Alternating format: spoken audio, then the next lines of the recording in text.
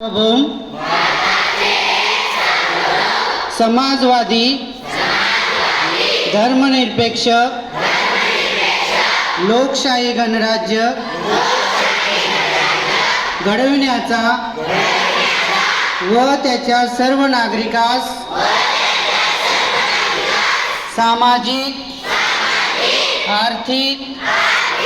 व राजनैतिक न्याय, विचार अभिव्यक्ती, विश्वास, श्रद्धा व उपासना यांचे स्वातंत्र्य, दर्जाची व संधीची समानता निश्चितपणे प्राप्त करून देण्याचा आणि त्या सर्वांमध्ये